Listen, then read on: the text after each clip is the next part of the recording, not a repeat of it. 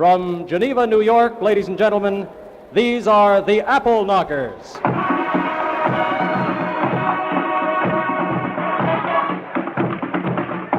What's an apple knocker?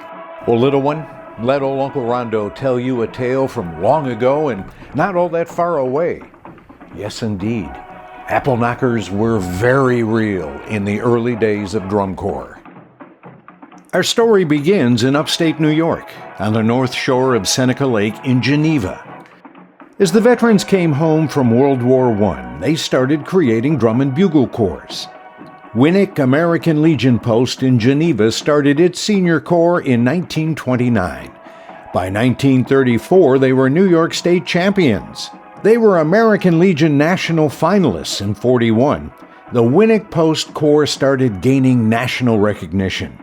And they got dissed, mocked by some unhappy big city competitors.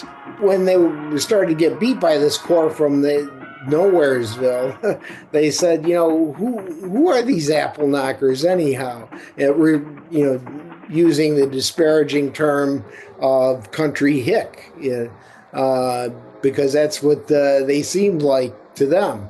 Rather than fight it, the guys from Geneva, New York, where they grow some mighty fine apples, by the way, embraced the insult.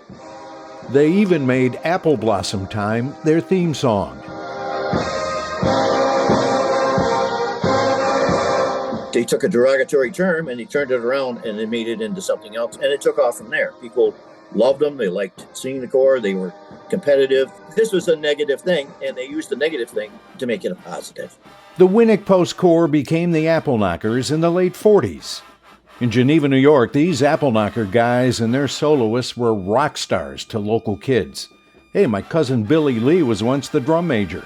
I used to see the corps, the Geneva corps, and they were just thrilling to me. As a kid, I grew up looking at them and listening to them. And the first time you heard them, I just could feel chills up and down my spine. This is definitely something I really wanted to get into. And they were innovators, these Appleknockers, one of the first competitive corps to integrate jazz. They made the indoor winter concert a thing starting in 1958, sitting down behind music stands, playing jazz and pop tunes with those G bugles, complete with mutes, string bass, marimba, and drum set. They even played Carnegie Hall in '64. And we have the Appleknockers to thank for what would become the forerunner of drum corps' contrabass, courtesy of music arranger Jack Bullock. They needed a bass voice for some of their arrangements at their sit-down concerts that they had started to play. And so they collaborated with Wayley Royce up in Toronto and developed a instrument that could play in that range. It was pretty cumbersome. The Getson Company would refine the design, giving us the shoulder-carried contra and/or tuba of today. As the senior corps was fading away in the mid-'60s, they created an Appleknockers Junior Corps. The Junior Corps had a good run in highly competitive New York State and Canada through the early '70s, before the scene shifted to the south end of Seneca Lake, to Little Watkins Glen. Truth be told, I likely wouldn't be sitting here today if it wasn't for the Appleknockers. The three men who founded the Squires in my hometown all had marched with the senior Appleknockers.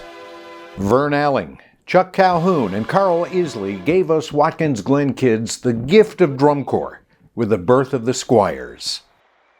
So I guess you could say apple juice runs in our veins. Yes, little one, Appleknockers were very real. And I, for one, am very glad about that.